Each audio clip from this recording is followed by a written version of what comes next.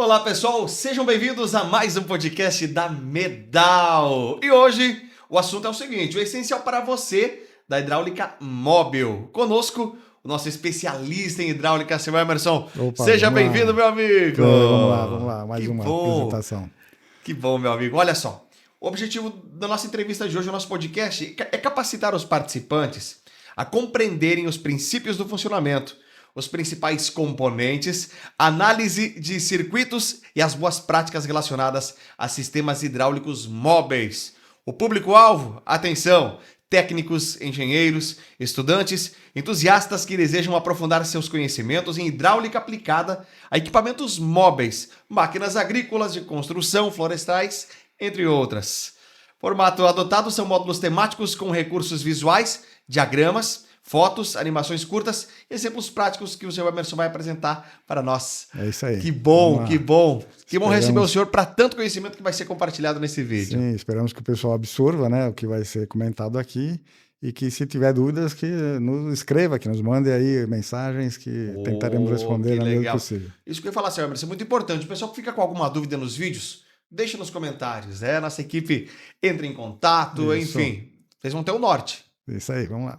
Vamos lá. Seu Emerson, fazendo uma revisão de alguns dos princípios fundamentais da física aplicada. As leis naturais, a física que estuda as leis que governam o universo e os fenômenos naturais. Falando da hidráulica industrial, que pega essas leis sobre como os fluidos se comportam sob pressão em movimento e as aplica para criar sistemas práticos que geram, transmitem e controlam a força em movimento. É essencial, né, que o pessoal que vá trabalhar com um produto de uma área técnica, que ele tenha realmente conhecimentos, principalmente dos princípios desta área, né? Que com esses conhecimentos do princípio, de como funcionam as coisas, ele consegue entender, desenvolver-se e resolver problemas que possam aparecer, né? Ou até estudar aplicações, upgrades que possam ser feitos no circuito, né? Perfeito. Dos equipamentos. Inclusive, quando a gente começou a fazer os vídeos, e até hoje, praticamente um ano, eu fui entender o funcionamento de uma bomba hidráulica. Tá vendo aí, Ela é... O que as pessoas pensam da bomba, na verdade, é o contrário. Essa força que ela tem. Sim, sim, sim. Mas essa é a ideia, né? Justamente fazer com que as pessoas recebam esses conhecimentos e evoluam, né? E Perfeito. qualquer dúvida, que nem eu falei, entre em contato para a gente esclarecer. Que bom. Então, o primeiro tópico que a gente vai ver são o comportamento do fluido, né? Então, pode dar sequência aí. Vamos lá. Falando do fluido em repouso, a definição. Ciência que trata dos líquidos sob pressão, mecânica dos fluidos estáticos, seguida de condições de equilíbrio dos fluidos. A pressão exercida em um ponto qualquer de um líquido estático é a mesma em todas as direções, exercendo forças iguais, em áreas iguais e sempre também a superfície do recipiente. Quando uma força F atua sobre uma área A, sobre um fluido confinado, ocorrerá nesse fluido uma pressão P. É isso mesmo. Como está ali no vídeo, né?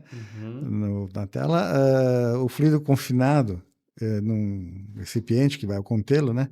Ele, quando pressionado, ele tende a se transmitir forças em todo o conjunto, todo o componente que está o contendo, né? Com isso, então, nós vamos ter uma pressão ou uma força atuando em determinada área que vai promover a pressão nesse conjunto. O primeiro desta forma, né, de equipamento que teria essa possibilidade de usar a hidrostática, seriam equipamentos bastante simples, né, como a gente vai ver no próximo vídeo aí, que seriam prensas, seriam macacos para levantar um veículo, aquele tipo de jacaré, né, que usa na oficina. Perfeito.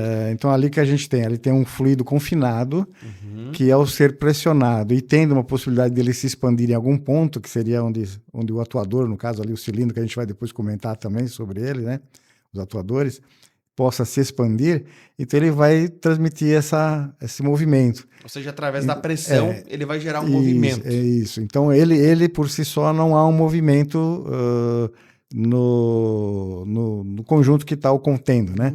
Mas quando pressionado, por algum motivo, e havendo, então, condição de ele se movimentar de alguma outra forma, ele vai promover, então, a aplicação, né, dessa hidrostática nesses equipamentos que eu mencionei. Seu Emerson, como está na tela aqui para o pessoal compreender, só volta um pouquinho.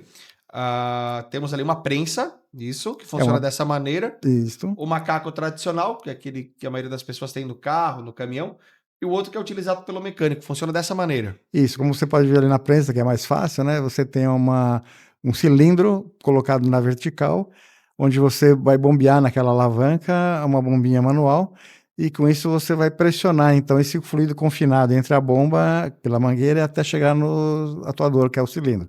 Olha Conforme só. você vai pressionando, ele vai, então, podendo se expandir. A pressão faz um movimento. E a hora em que ele encontra um objeto para poder deformar ou encaixar, sei lá, fazer uma utilização da prensa adequadamente, né? Ele vai exercer a pressão, no manômetro ele vai poder observar ali a elevação dessa pressão. Eu gostei, inclusive, da frase, entendendo as leis mágicas da hidráulica móvel e da física aplicada. Muitas pessoas têm um macaco, agora estão pensando, caramba, como é que funciona? É assim o funcionamento. É assim como também nessa próxima tela, né? Você tem ali o freio de um veículo, né? Aí esse é um sistema de freio. E usa o mesmo princípio do macaco, né? Então você tem ali o pedal do freio. Quando você aciona. Ali na ponta direita do vídeo, é o pedal, né? É o pedal que tem ali um pezinho ali querendo chegar nele, né? Aí você pressiona aquele pedal, vai pressionar o fluido que está contido ali no reservatório, na parte do recipiente ali de baixo, né? Com isso ele vai transmitir essa pressão por todo o conjunto, todo o circuito, e vai pressionar nas pastilhas que estão ali ao lado do disco. E aí você tem, então, a frenagem maior ou menor conforme a pressão que você executa no pedal. Nesse desenho aqui, o pedal não está acionado. Não. Então ele está livre ali, a circulação ainda. Isso. Conforme ele aciona o pedal, é aí sim que vai haver uma compressão das pastilhas sobre o freio. Sobre o disco, né? Eu imagino o estudo que tem que ter para ser assertivo na quantidade do fluido. Sim, né? É para isso que o pessoal tem os engenheiros aí, né? Que legal. Ok. Então, a outra forma de tratarmos os circuitos, né, seria utilizando o sistema hidrodinâmico. Então, manda lá. Então, agora, pessoal, nós vamos falar do conceito de hidrodinâmica, fluido em movimento. Falando da hidrodinâmica, que estuda os fluidos em movimento, e também em escoamento. O que analisa, além da pressão, são importantes a velocidade do fluido, a vazão e como a energia se conserva ao longo do escoamento. O princípio de Bernoulli, que também se considera a viscosidade, resistência ao fluxo e a formação de turbulência, seu Emerson. Isso, então, vou dar na próxima tela, né? Você tem já um equipamento onde, diferente do que a gente viu na hidrostática, você tem apenas uma forma de pressionar o fluido confinado. Ele fica ali pressionado, envolvendo então essa pressão em todas as paredes que contém esse óleo, né? Perfeito. E eventualmente, como eu falei, você pode usar um atuador para que ele possa se expandir e transmitir essa pressão. Aqui não, aqui nós vamos ter um reservatório, nós vamos ter uma bomba que vai fluir o óleo pelo sistema, nós vamos ter válvulas que vão controlar as funções que a gente queira que esse fluido adote, acione, ou seja lá o que ele venha a fazer, e os atuadores, né, cilindros e motores hidráulicos que vão executar o trabalho. Perfeito. Uma dúvida aqui. O recipiente que tem esse fluido aqui é o mesmo para todos ou eles são individuais por essa apresentação?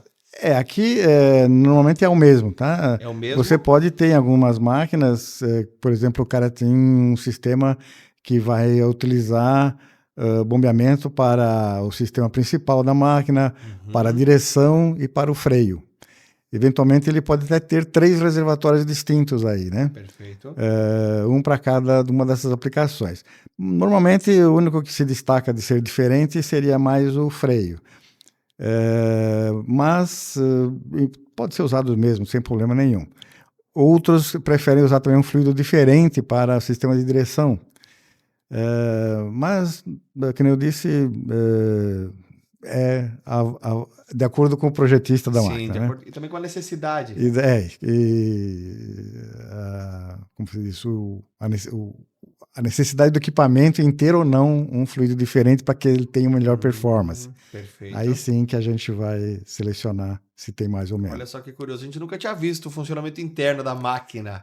Sim, aí tá meio só para didático, né? Sim. A gente pode explorar Sabe depois. que é mais complexo. O senhor fez uma apresentação resumida aqui. Isso. A gente já conseguiu Só começar a pensar como o só para funcionamento. completar, então, né? Nós temos uma máquina ali lá da vermelhinha ali, a máquina, acho que é do lado esquerdo, que vai aparecer na tela. Isso. É uma colhedora de cana, né? Para elaboração de açúcar e de álcool. E à direita nós temos que seria um guindaste, né? Perfeito. Inclusive esse guindaste também, aqui não dá para ver bem, mas ele poderia ser também acionado hidraulicamente, na sua translação, né? A movimentação poderia ser também feita com motores hidráulicos. Perfeito. Em vez de ser uma transmissão mecânica, alguma coisa do tipo, né? E agora a gente vai falar da mágica da multiplicação de força, a lei de Pascal, a hidráulica móvel e também da física aplicada. O teorema de Pascal levou uma aplicação prática da multiplicação de força e também da prensa hidráulica, onde a força aplicada ela é transmitida para todo o líquido até produzir uma força capaz de mover um artefato. A ideia aqui é aproveitar aquilo que nós falamos da hidrostática, né?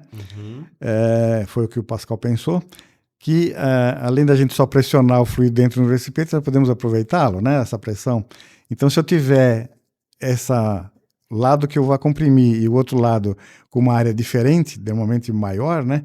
Eu vou conseguir ter uma transmissão, um aumento de força. Evidentemente que vai lei da compensação também, né?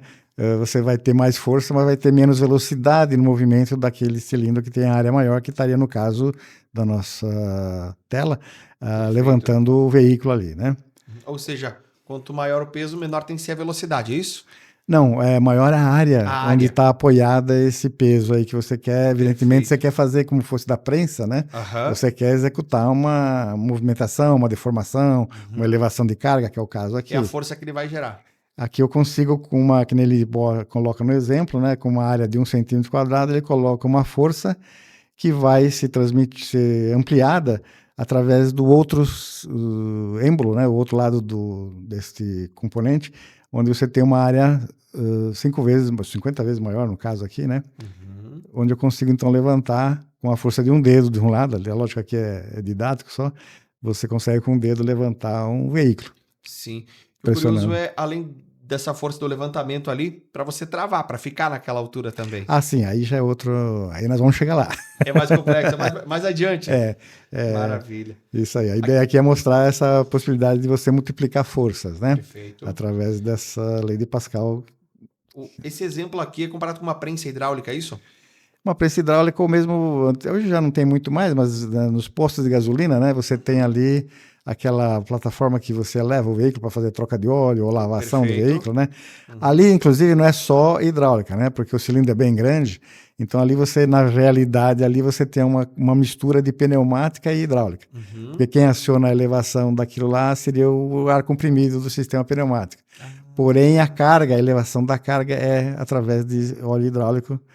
Que vai fazer a elevação. Mas é nessa ideia aqui, né? Um lado que entra o pneumático, que vai fazer a força, é o cilindro menor, e o óleo que está confinado vai elevar a carga para você fazer a execução da troca de óleo. Tem aqui no exemplo a força aplicada e a força produzida. Isso, o resultado da força. Perfeito. Ok. Vamos adiante e agora falando da multiplicação de força, que é a grande sacada, né? E nessa imagem que você está acompanhando, gente, aqui está a mágica que a lei de Pascal nos permite fazer. Se essa pressão é a mesma em todo lugar, podemos usar áreas de tamanhos diferentes para multiplicar essa força. A gente vai pensar num macaco hidráulico. Você faz uma força pequena com a alavanca, que empurra um pistão pequeno, e o macaco levanta um carro pesadíssimo, que está sobre um pistão grande, seu Emerson. Isso aqui é reforçando o que a gente já comentou, então, na outra imagem, né? Mas com um exemplo um pouco mais, assim, também do dia a dia. Você tem ali um macaquinho, que nem falamos ali, você pode ter pessoalmente no carro ou até numa oficina, vai levantar o carro, o trator, um caminhão, onde você, então, tem a bombinha manual, normalmente, às vezes, acoplada ao próprio cilindro, né? Que faz a elevação da carga. Ou você pode ter, como na imagem da esquerda, uma bomba manual independente do cilindro, onde você tem uma maior maleabilidade de colocação do cilindro para fazer essa elevação de carga com aquele fluido confinado e você pressurizando com a bomba manual. Esse tipo aí que mostra essa bombinha amarela manual ali, é muito comum esse conjunto naqueles caminhões que levam cargas fora de dimensões, né? Na estrada a gente vê aqueles caminhões que tem levando uma carga muito grande e tal, né? Perfeito. A colocação dessa carga é feita com esse tipo de macacos. Vamos supor um guindaste, algo que Eles passa a carga, eles elevam a carga para depois entrar a prancha embaixo, né? A curiosidade desta aplicação é que o cilindro, uma vez utilizado ali, é jogado fora. Nossa! Por segurança. Então, por segurança... Não pode ter erro. Não pode haver uma possibilidade que numa segunda utilização ele venha se ter desgastado na primeira e promover algum desastre. Sim, né? Além do compromisso com a carga, o peso. Justamente. O peso é bem elevado. Então, só para exemplificar, uma curiosidade. Ele é descartado. Uma curiosidade. Ele é utilizamento único. É uma vez só. Lógico que depois o pessoal recupera, faz uma revisão e aplica em outras funções, né? Perfeito. Mas para realmente a carga perigosa, né, vamos assim falar, o cilindro usado ali o correto é que ele seja usado uma vez só. E é nesse sistema. Bombinha manual. Essa aqui vão em altíssimas pressões, tá? Vamos falar assim, né?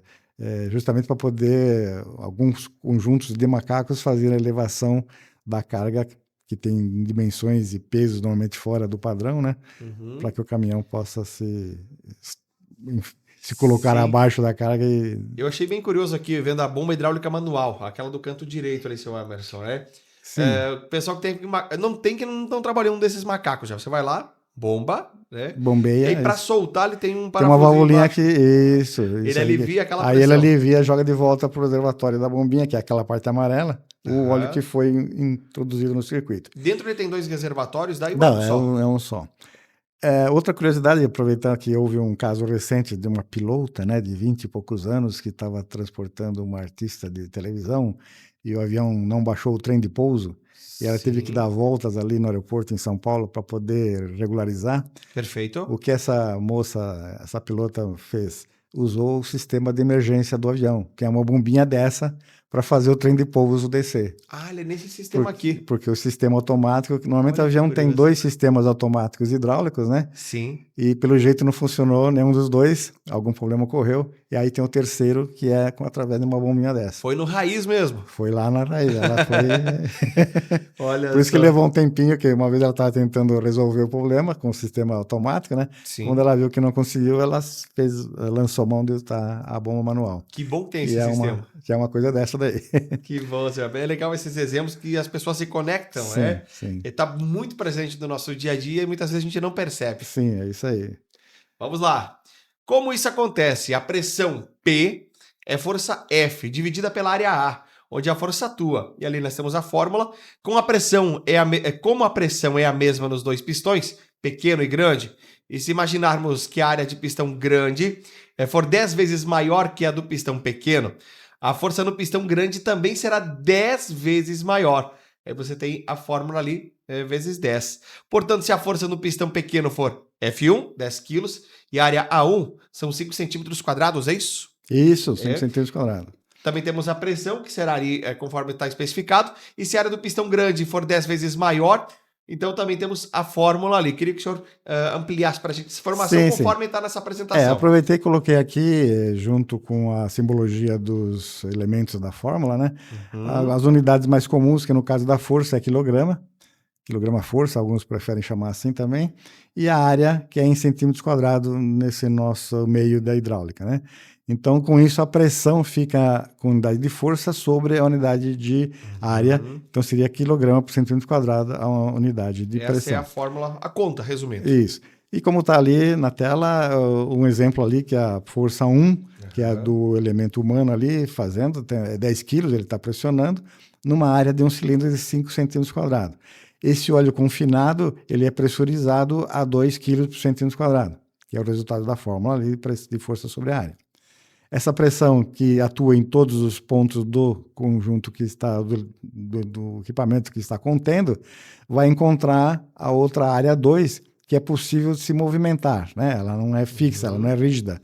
Com isso, conforme eu pressurizo lá, o elemento pressuriza o lado da F1 e a área 1, eu tenho o resultado também atuando lá na área 2. Área 2. E com isso eu vou ter o resultado F2. Então, ele colocando apenas 10 quilos numa área de 5 centímetros quadrados, ele resulta numa área de 50 centímetros quadrados, 100 quilos de força. E para o pessoal compreender, o P lá embaixo em vermelho é a pressão que está sendo gerada. Isso. Olha só, ficou muito legal esse exemplo. Isso, aí a pressão, como mostra ali, ela está em todos os pontos. Cada centímetro quadrado de onde ele está confinado está sendo atuada essa pressão através da força que a pessoa executa ali. Ou qualquer outro elemento, no caso do exemplo, é a pessoa tentando levantar uma carga. Lógico que isso aí é didático só, né? Aqui vem praticamente um fechamento de tudo que a gente apresentou anteriormente, isso né? Aí, é isso aí. Que legal. E agora a prática das máquinas móveis. Lembrando, gente, que é por causa da lei Pascal que os cilindros hidráulicos de uma escavadeira, elas conseguem levantar toneladas de terra com um motor que sozinho não teria essa força. É praticamente uma lei... quando a gente imagina, né, seu Eberson? É, por isso coloquei aqui a magia, né? Como que funciona? Muitas pessoas já perguntaram, cara, uma máquina daquele tamanho, a quantidade de utilidades e o que trabalha, né? Sim. A bomba envia óleo sob pressão e essa pressão atua na grande área do pistão do cilindro, gerando uma força enorme. E a questão dos freios também, que o seu Emerson vai trazer para nós, os freios hidráulicos do seu carro também usam esse princípio. Isso, aqui eu aproveitei para trazer as duas informações de formas do circuito, né? Que nós falamos que um é hidrostático e o outro é hidrodinâmico, né? Sim. Então o freio é o hidrostático, como a gente mencionou já, mas usa a mesma lei, né, de Pascal. E através dessa mesma lei nós temos a hidrodinâmica, nesse exemplo que mostra uma escavadeira e vários equipamentos sendo atuados através do óleo que vem fluido pela bomba, né? Perfeito. E que através das válvulas promovem que um ou outro ou vários elementos de atuação executem os trabalhos. No caso aqui, a escavadeira ela pode andar e ao mesmo tempo pode levantar a lança e a concha pode se movimentar. Eu ia falar, um dos cilindros ele levanta. Aqui nós temos um cilindro para fazer a elevação da lança, o outro para fazer com que a articulação ali onde vai a concha também possa se movimentar, e tem um terceiro cilindro que faz a movimentação da concha propriamente dita. Também tem, através da válvula, a possibilidade de você fazer com que a máquina se desloque, ou faça curvas, no caso da esteira, né? Não há um volante, né, para um trator de esteira, você promove que um motor ou outro rode e com isso a esteira faz a movimentação. Esse que faz o movimento. Sim, a direção. Eu nunca tinha pensado nisso, porque quando você vê uma máquina andar, como que ela vira? Se a roda, a lâmina ali, ela não vai... ali ele tem ou mesmo mecânico ou hidráulico, como é o caso aqui, ele trava um lado e deixa acionando o outro, então ele vai fazendo a curva. Se ele quer andar reto, ele deixa os dois seguir com o movimento para reto. A mesma coisa para ré e tudo mais.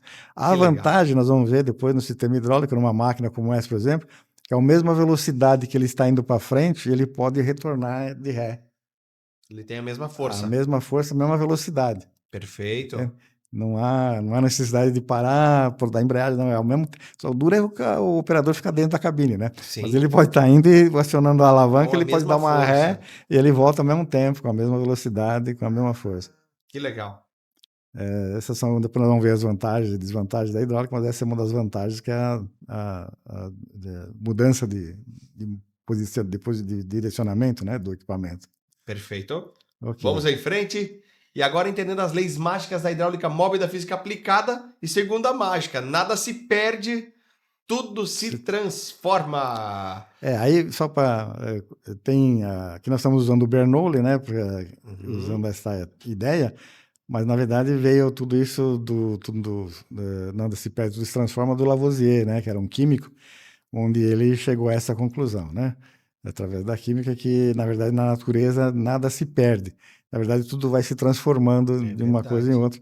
E o Bernoulli também teve a mesma ideia no caso da energia, né? Vamos lá, a gente vai falar do princípio de Bernoulli de forma simples. Quando o óleo está fluindo e passa por um lugar mais apertado, um estrangulamento, uma válvula meio fechada. Ela tem que acelerar para conseguir passar. O princípio de Bernoulli nos diz que geralmente onde a velocidade do fluido aumenta, a pressão também dele tende a diminuir. É isso? Isso. Aqui nós temos o fluido vindo de uma tubulação e repentinamente ela tem um estrangulamento. Nós temos duas colunas ali no exemplo que mostra. Ele está relacionando com esta coluna a pressão que ocorre antes do estrangulamento e dentro do estrangulamento.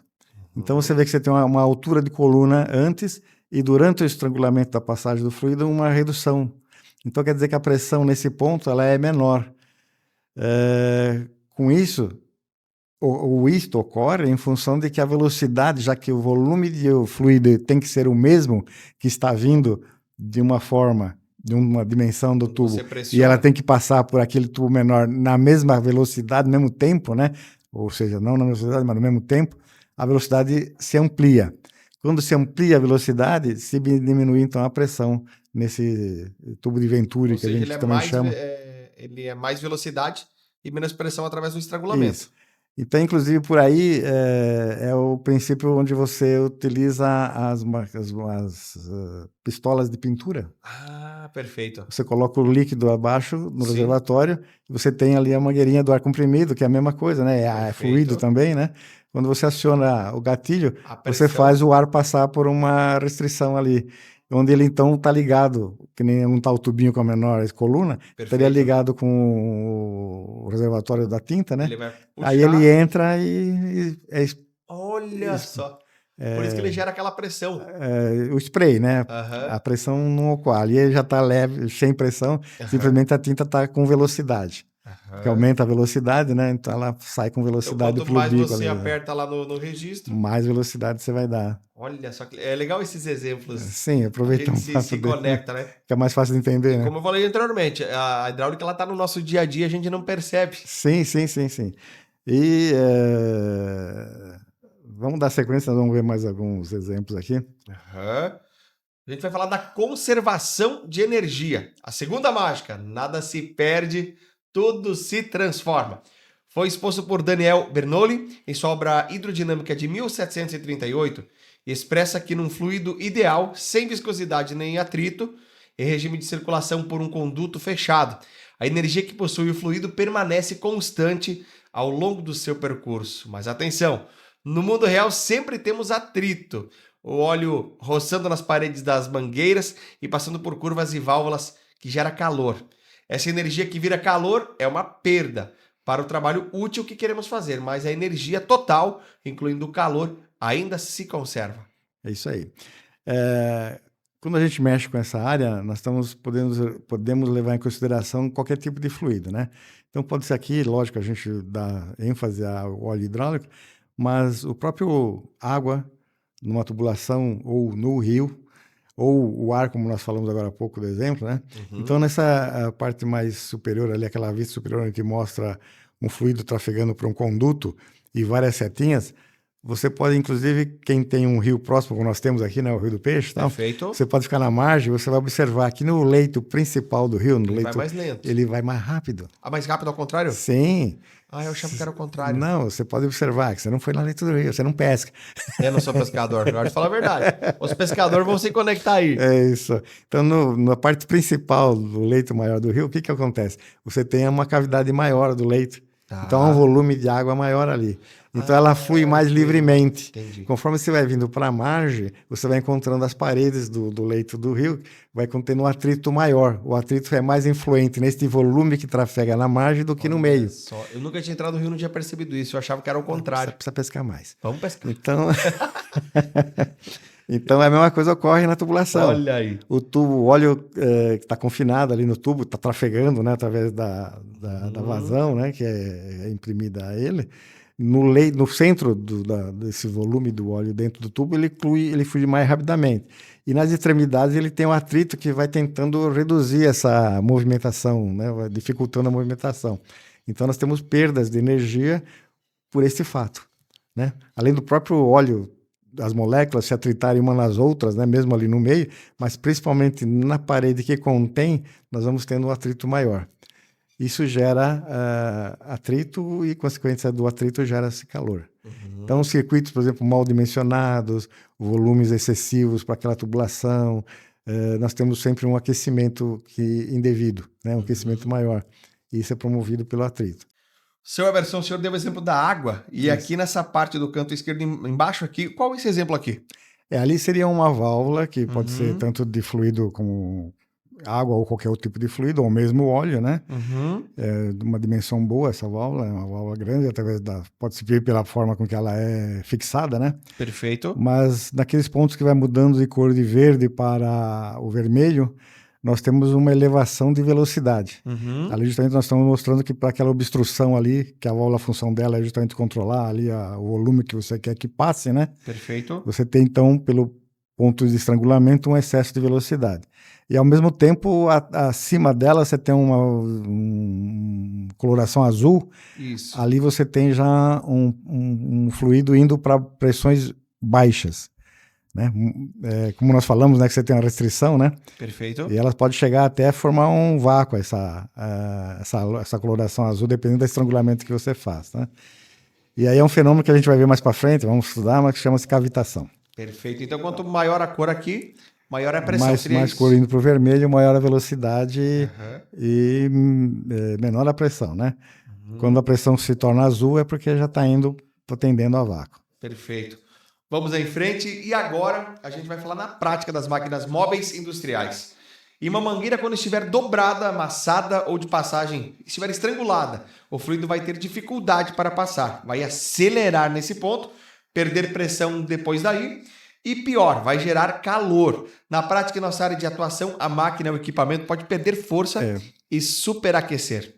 Podemos dar um tempinho aqui só para esclarecer que a gente tenta mostrar aqui que num circuito hidráulico você pode ter tubos mal deformados ali para fazer curvas, né? Uhum. Ou a própria mangueira num raio de curvatura muito acima da capacidade que a mangueira tem, ou mesmo algumas conexões ou tubulação fora de dimensões tendendo a ser menor do que deveria, né? Em função da vazão.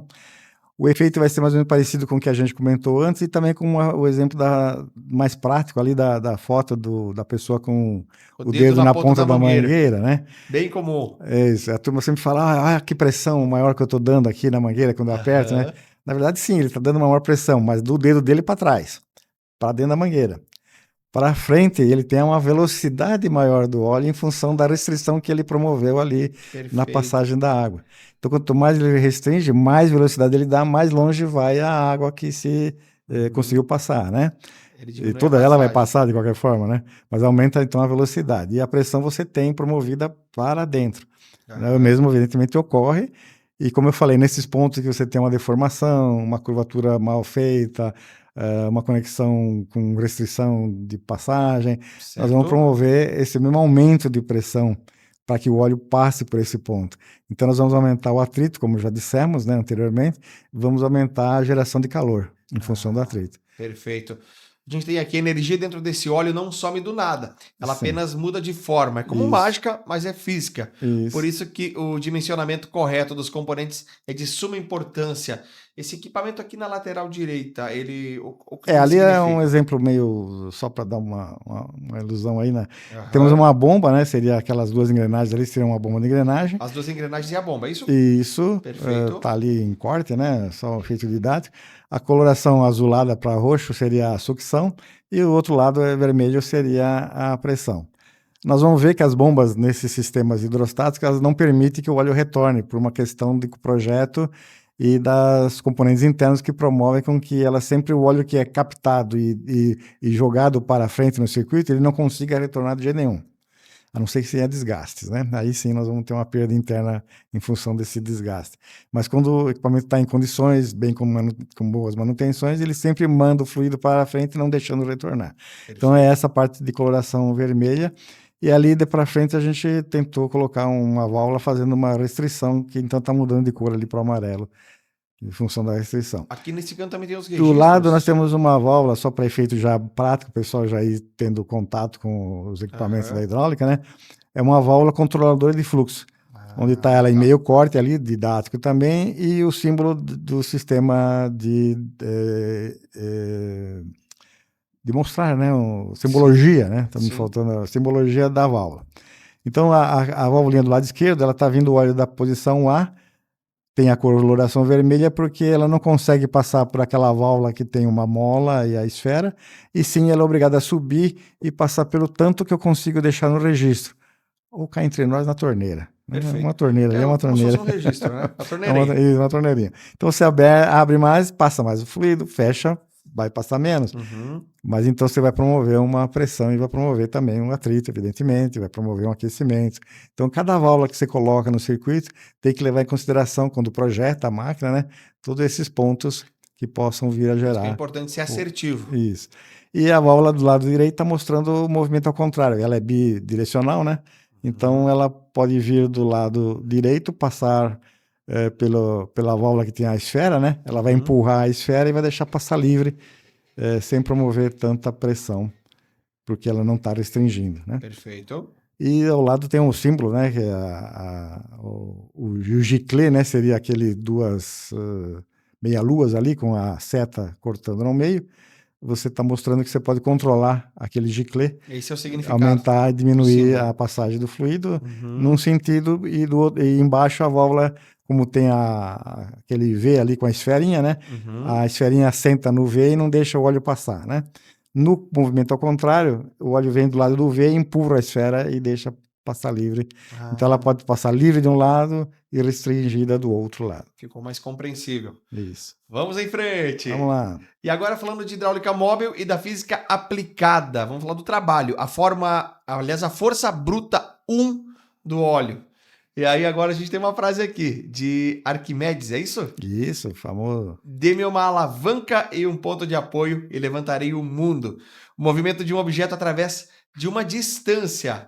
Trabalho igual a unidade de força exercida vezes a unidade de distância do movimento. E aí tem essa fórmula aqui. Queria que o senhor explicasse para nós. Aqui nós entramos então nesta parte da física aplicada, da hidráulica móvel, que eu chamei ali de força bruta, né? O primeiro é o trabalho, que nós vamos conseguir desenvolver movimentos, né? Através desse conceito do Arquimedes, onde você aplicando uma força a uma certa distância, você consegue ampliar Quem esse é resultado. do interior vai se identificar com essa imagem aqui. É. Quem que não tentou levantar uma pedra, ou os pedreiros com Sim, alavanca? sim. A ideia Quanto maior o cabo, é isso mesmo. menos força você faz. Essa é a ideia Essa mesmo. é a ideia. Essa é a ideia. A fórmula que está ali legal. do trabalho. Esse tipo de situação nós chamamos de trabalho na física, né? Aham. É Newton metros a unidade, e é a unidade de força vezes a unidade de movimento. Melhor dizendo, a distância, né? Do movimento. Então é Newton vezes metro, então a unidade de trabalho é Newton metro, ou também Joule em alguns conceitos, mas na hidráulica a gente chama muito de Newton metro. E agora a gente vai demonstrar na prática ali a potência hidráulica, a força bruta 2 do óleo. A potência é a capacidade de realizar um trabalho na unidade de campo. Em sistemas hidráulicos temos a conversão da energia mecânica proveniente de motor elétrico ou térmico em energia hidráulica. Então nós temos então ali as fórmulas, a Sim. potência motor elétrico, potência do acoplamento, potência na bomba hidráulica, seu Emerson. Aqui nós estamos usando então o trabalho, que é o que a gente viu, que a gente pode executar então esse trabalho. E quando eu tenho esse trabalho executado num determinado tempo, eu passo a ter potência desse equipamento. Então, por exemplo, você tem um incêndio, né? Você tem um bombeiro que pega um balde e ele consegue chegar no ponto de incêndio em 30 segundos. E tem um outro mais rapidinho que faz em 15. Então, está gastando um pouco mais de energia, então está tendo mais potência o que faz em 15 do que faz em 30 segundos, né? Ou meio minuto. Aqui, então, o que nós temos? Nós temos o trabalho, se levarmos em consideração o tempo que ele é executado, nós vamos ter a potência. Aqui nós estamos mostrando que no sistema hidráulico, e aí nós vamos falar um pouquinho de eficiência energética, né? E por isso também, esse mesmo conceito, é o que a gente vê hoje atualmente nos automóveis que estão vindo com motorização elétrica, né? Por quê? Porque a eficiência energética dele é muito maior. Então eu consigo ter veículos com motores e conjunto de movimentação ali, de transmissão, mais simples de um lado, né? Porque é só o motor com a bateria e os controles que fazem, né? Onde eu tenho a eficiência energética acima de 90%. E aqui na mecânica eu vou ter sempre perdas por causa dos atritos. Ali também tem, mas é bem menor porque é direto, já o motor direto na movimentação, né? Na mecânica também, então eu vou ter vários pontos de transmissão da energia. Então aqui eu estou querendo mostrar que eu tenho um motor elétrico, que pode ter um motor a combustão, que vai através do acoplamento transmitir esse movimento para uma bomba hidráulica, e a bomba hidráulica, por sua vez, vai gerar, ou desse ponto em diante, vai se iniciar a potência hidráulica.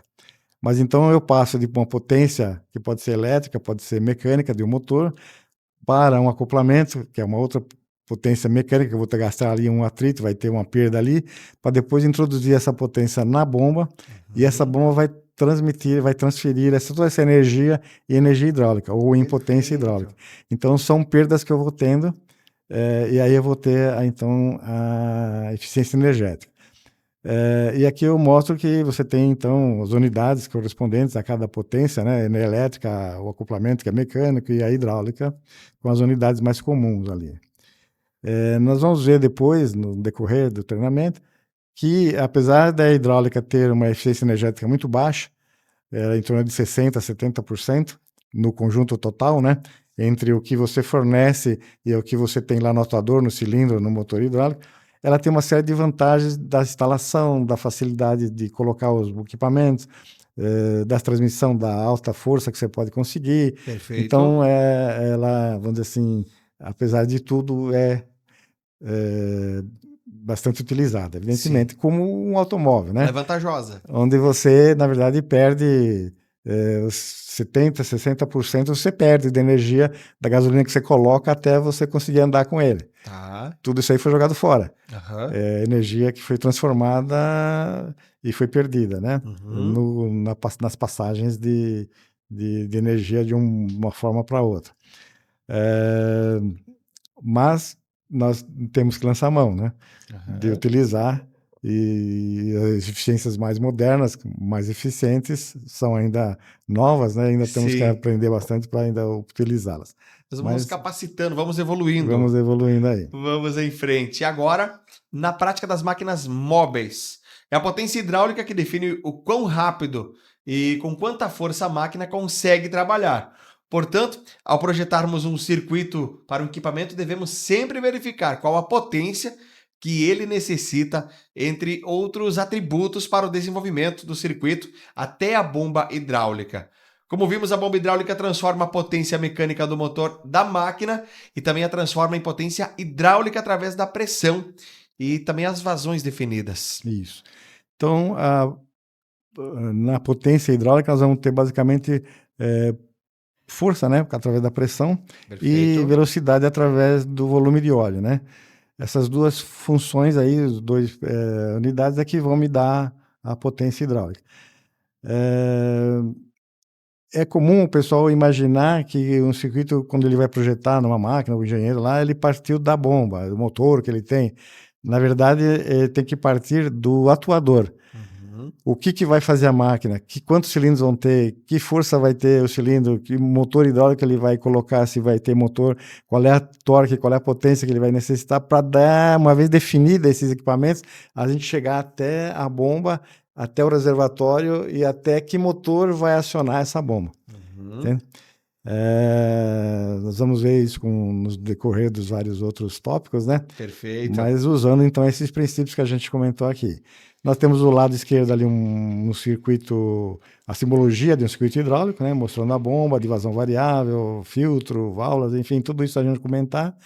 E um exemplo prático de um guindastezinho usando ali um cilindro para fazer a elevação da carga ali, né? Ou seja, eu ia perguntar, nesse desenho aqui, tem essa espécie de quebra ali, né, seu Emerson? Eu queria que o senhor explicasse essa função. Ele sai debaixo dele, ele desce, né? E depois ele sobe lá. Tem algum significado? Você diz o próprio veículo ali, né? Não, o veículo você vê que tem um cilindro, né? Conforme ele sobe o cilindro, você tem o cabo sendo distendido. Aí tem uma roldana embaixo, com a roldana em cima, onde vai simplesmente passar esse cabo, que vai fazer que não tenha a carga, então se eleve uma vez que o cilindro sobe. Sim. Se ele desce o cilindro, a carga desce também. Ele tem um segredo na dinâmica da força. O princípio que a gente falou da hidrostática ali, né? Vamos lá, vamos em frente. E agora a gente entendendo as leis mágicas da hidráulica móvel e da física aplicada. Utilizar sistema hidráulico em um equipamento móvel, como escavadeiras, tratores, guindastes, é uma escolha comum e estratégica devido às suas características específicas. Ele oferece uma alta densidade de potência, o que é crucial para máquinas que precisam levantar, mover ou aplicar grandes forças. No entanto, também apresenta desvantagens que devem ser consideradas, Sr. Emerson. A gente já comentou que tem as vantagens e as desvantagens, né? Então agora nós vamos justamente tecer cada um desses pontos nesses próximos slides aí. Vamos lá. Alta força e potência concentrada. Os sistemas hidráulicos são capazes de gerar e transmitir forças e torques extremamente elevados em um pacote relativamente pequeno e leve. Isso permite que máquinas móveis realizem tarefas pesadas, como levantar grandes cargas ou escavar materiais densos, com eficiência. Aqui nós estamos comentando justamente as vantagens, né, do circuito hidráulico, e uma delas justamente é possibilitar essa transmissão de alta força, de grandes potências, né, através do circuito. Vamos dar sequência. Vamos falar do controle preciso. Oferece um controle muito preciso de movimento e força. Isso é essencial para operações que exigem posicionamento exato, como guindastes que precisam colocar cargas em locais específicos, ou escavadeiras que precisam nivelar o terreno com exatidão. Uma forma prática de ver isso é nessas construções de... como é que fala? Com aquelas colunas e barras pré-fabricadas, né? Onde você vê o pessoal encaixando com guindaste nas garras ali. É até uma forma não tão sofisticada, né? Mas já requer um certo controle, e se o equipamento não tiver possibilidade de, ao manuseá-lo, ter precisão, né, desse movimento, com a hidráulica você consegue altas precisões, inclusive bem mais aplicações bem mais sofisticadas do que essa que eu mencionei. Então é mais uma vantagem. Sim. E agora falando de flexibilidade de layout, os componentes hidráulicos, bombas, motores, cilindros, podem ser distribuídos de forma flexível pelo equipamento, conectados por mangueiras e tubulações. Isso facilita o projeto e também a adaptação a diferentes configurações de máquinas, otimizando o espaço. Proteção contra sobrecarga, sistemas hidráulicos que podem ser facilmente protegidos contra a sobrecarga por meio de válvulas de alívio de pressão. Em caso de força excessiva, o fluido é desviado, evitando danos aos componentes da máquina, ou seja, é a saúde da máquina, né? Isso aí. Vida útil. Isso aí. Nós, nessa flexibilidade, podemos comparar, por exemplo, com um carro, por exemplo, né, que você tem um motor com uma caixa de câmbio, com um eixo cardan que vai levar esse movimento para as rodas, né? Tem tratores, tem máquinas também que têm esse mesmo princípio mecânico, mas tem outras que você tem apenas o motor acoplado a bombas com mangueiras, tubos e válvulas que vão levar esse fluido até o atuador. E, por exemplo, eu posso colocar motores hidráulicos, em vez de ter toda essa transmissão através de caixa de câmbio, cardan, tudo mais, eu simplesmente levo, através de mangueiras ou tubos, o óleo até os motores, que são fixados no chassi do veículo, entende? Então, eu não tenho que alinhar o motor com o eixo cardan, eu posso pôr o motor onde eu quiser, eu posso botar as válvulas que controlam isso onde eu quiser, e eu vou atuar o motor hidráulico, nesse exemplo, ou os cilindros que possa ter a máquina. Eu não preciso alinhamento, não preciso ter todo aquele cuidado, né? Sim. Que tem de acoplamento, como se fosse uma transmissão mecânica. Ele é uma máquina que vai trabalhar fora a parte, resumindo, né?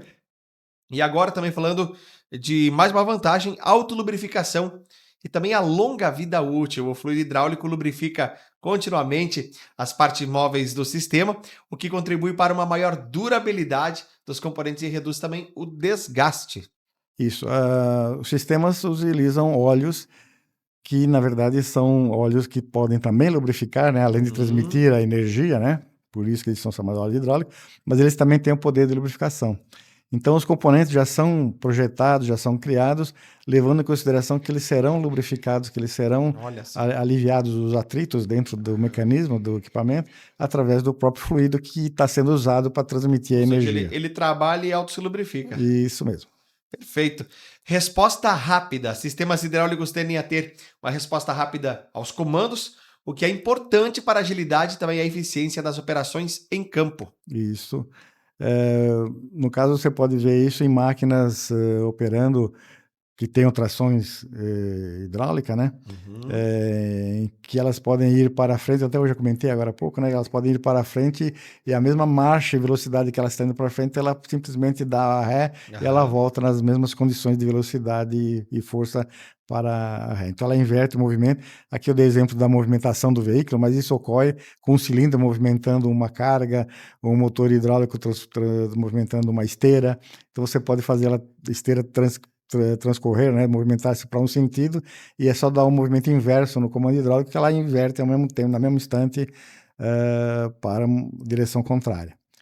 Isso é uma A gente grande vai falar vantagem. de simplicidade e robustez. Vou até repetir. Simplicidade e robustez. Comparados a sistemas mecânicos ou elétricos da mesma capacidade de força, os sistemas hidráulicos, eles podem ser mais simples em termos de número de peças móveis e mais robustos para ambientes agressivos. Tudo vai se evoluindo, né? Hoje a gente já, essa robustez e simplicidade já temos em outras formas de transmissão, que é o caso da elétrica, como eu comentei agora há pouco, dos veículos, né, que tem a transmissão. Mas, ainda assim, num trabalho bruto, né, o sistema hidráulico ele é bem mais resistente, vamos falar, né? Pela própria construção dos equipamentos hidráulicos, você pode ter equipamentos que resistam a situações bastante duras, trabalhos bastante árduos e muitas vezes até submersos, né, também, sem grandes modificações no equipamento. E é claro, seu Emerson, a gente vai trazer Sim. também as desvantagens do sistema hidráulico em equipamentos móveis, começando por vazamentos e contaminação. O fluido hidráulico opera sob alta pressão, o que aumenta o risco de vazamentos em mangueiras, conexões, vedações.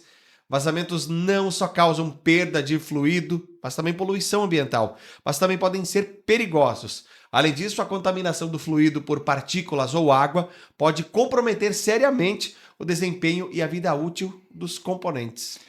Aqui é uma desvantagem, mas ela está muito ligada ao desleixo do proprietário do equipamento. Porque o equipamento hidráulico ele tem que estar durante todo o tempo da vida da máquina como foi fabricado, né? Aquele visual sem ter nada merejando na mangueira, nada pior ainda pingando ou escorrendo o fluido, né? Quanto mais situação desse sentido a estar escorrendo, mais sinal de que há um desleixo total da manutenção da máquina. Então essa desvantagem ela está muito ligada, que nem eu falei, aos cuidados então que se dá ao equipamento. Evidente, vazamentos, você tem perdas, essas perdas são perdas de energia que estão passando através de pontos que estão dando essa fuga, estão promovendo um atrito desnecessário, estão promovendo a geração de calor desnecessária ao equipamento. Então, é uma bola de neve que vai se evoluindo, vai crescendo, conforme o tempo que passa sem os cuidados devidos de correção disto. Mais um alerta ainda, no caso de máquinas agrícolas, que trabalham no campo, onde cai uma gota de óleo, durante 30 anos não nasce mais nada. Nossa! Por causa da contaminação do óleo. 30 anos? 30 anos. Então, o cuidado tem que ser redobrado numa lavoura, né? Quem tem máquinas de campo. Pingando. E isso você vê bem no pessoal lá na região que planta cana-de-açúcar, né? Que são praticamente agroindústrias realmente, né? Certo. Onde o pessoal preserva bastante este cuidado, porque ali eles vão ter que reusar essa terra, né? Nossa. E como tinha antigamente, algumas usinas que eu cheguei a ver na nossa vida aí de aplicações de equipamento, uma usina trazer e para repor o óleo das máquinas, um caminhão-tanque de óleo todo mês. Por causa dos vazamentos que tinham as máquinas, né? Absurdo. Uma destruição total. Um absurdo total, né? Então, como eu falei, esse é uma desvantagem, mas está ligada à falta de cuidado. Vamos falar de sensibilidade à temperatura, que também é uma desvantagem. A viscosidade do fluido hidráulico muda com a temperatura. Variações extremas podem afetar o desempenho do sistema, causando movimentos instáveis, perdas de pressão e redução da eficiência. Lógico que aqui também é uma desvantagem, mas também ligada a onde vai aplicar-se a máquina e a esses cuidados que eu mencionei no item anterior, né? Quanto menos cuidado tiver, ou se ele compra uma máquina para atuar numa certa região, mas ele depois vai com esta máquina numa região totalmente com condições adversas, né? Evidentemente vai sofrer a máquina como um todo e principalmente o fluido hidráulico. O fluido hidráulico é um óleo que sofre variação de viscosidade com aumento ou diminuição de temperatura. Muito embora hoje se tenha óleos fluidos com capacidade de variar a sua viscosidade menor do que era antigamente. Custam um pouquinho mais, mas são óleos mais resistentes, principalmente se você tem a tendência de mudar de posição, de colocação da máquina ou de regimes de operação, né? Entender a utilização da máquina. Isso, tudo tem a ver com Eu regime. já tinha ouvido falar dessa questão dos óleos para alta temperatura, eu não compreendia. Então é devido a esse motivo. Isso. Ele sofre essa alteração. Conforme aumenta a temperatura, você diminui a viscosidade, diminuindo a viscosidade, e os pontos de fuga e de lubrificação dos equipamentos permitem uma passagem maior por esses pontos de fuga do óleo. Perfeito. Vão gerar, então, mais calor por causa do atrito que vai ser maior. Então, quanto mais fino é o óleo nesse mesmo equipamento, mais geração de calor você vai promover, mais deficiência, né? Os equipamentos vão mostrar-se. Você vai ter até perdas, inclusive chegando ao ponto de ter perdas da eficiência como um todo da máquina, né? Você tem máquinas, por exemplo, há comparações já feitas, né? Retroescavadeira.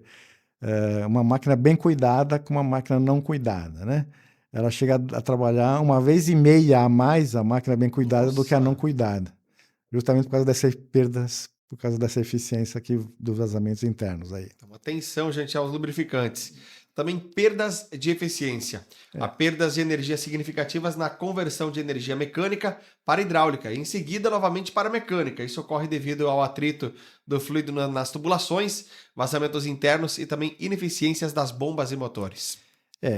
Isso é visto no projeto da máquina. Então o engenheiro já calcula motores, cilindros, válvulas, tubos, tudo que vai ser colocado no circuito de forma compatível, né, para que não seja gerado muito calor. Perfeito. Alguma coisa sempre vai gerar, evidente, porque é inevitável não ter atrito. A máquina vai estar trabalhando. No entanto, é comum muitas vezes o usuário da máquina querer fazer alguma modificação e altera algumas dessas características, né? Configuração. Promovendo então um aquecimento e diminuição da eficiência da parte hidráulica em função dessa mudança que ele fez. E são várias, viu? As formas com que o pessoal manter a tenta originalidade mudar. da máquina, então. Sim. Também a gente vai falar de custo inicial elevado, mais uma desvantagem. A fabricação de componentes hidráulicos exige alta precisão para minimizar vazamentos e garantir o desempenho, o que pode resultar em um custo inicial mais elevado em comparação a outros sistemas. Aqui, infelizmente, isso é uma realidade, né?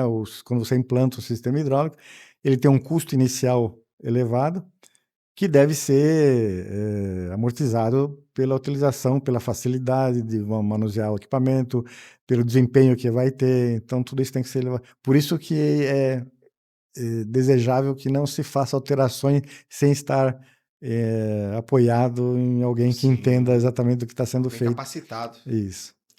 A gente vai falar também agora de manutenção especializada. A manutenção de sistemas hidráulicos exige conhecimento especializado e ferramentas específicas. A detecção de falhas e a substituição de componentes podem ser complexas. Aí é um resumo de tudo aquilo que a gente já comentou até agora, né? Sim. Se não tiver cuidado, se não conhecer, e é isso que a gente tenta transmitir, né, nesses pequenos trabalhos de uma forma aqui simples e compreensível. Transmitir como funcionam os equipamentos para que ele possa ter noção do que vai fazer, né? Que muita gente, é comum aqui no Brasil, resolver mexer no equipamento sem ter o devido... Vamos falar a palavra, é gambiarra. Gambiarra, fazer gambiarra. Como é que chama? Lançar a mão de alternativa técnica, né?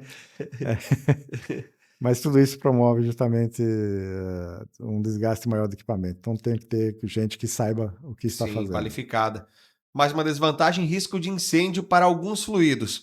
Muitos fluidos hidráulicos são à base de óleo mineral e podem ser inflamáveis, o que representa um risco de incêndio em caso de vazamento e contato com superfícies quentes. Fluidos resistentes ao fogo fluidos resistentes ao fogo são uma alternativa, mas geralmente eles são mais caros. O óleo largamente utilizado nos sistemas hidráulicos, ele é com base mineral. O óleo com base mineral, ele é passível de pegar fogo, né? Inclusive, se eu tenho uma mangueira com um ponto pequeno de vazamento que faz aquele spray, como se fosse o spray do desodorante, né? Certo. Se passar um cara fumando ali, ele pode explodir. Olha o óleo pode explodir que está sendo vazado em forma de spray. Então, para isso que existe, em casos, por exemplo, minha máquina trabalha numa fundição, minha máquina trabalha numa siderúrgica, em contato com fontes de calor, de fogo. Então, você tem que lançar mão de utilizar óleos resistentes a fogo, né? Tem um valor mais elevado, mas a segurança. Sim. Mas, no caso, como eu falei, a maioria das máquinas não tem essa aplicação específica, né? Mas devemos ter cuidado de que... e é por isso que não se deve ter vazamentos, né? Além de tudo aquilo que a gente já comentou do motivo, uma delas é os riscos de incêndio. A gente vai falar de ruído. Bombas hidráulicas e outros componentes podem gerar níveis significativos de ruído durante a operação.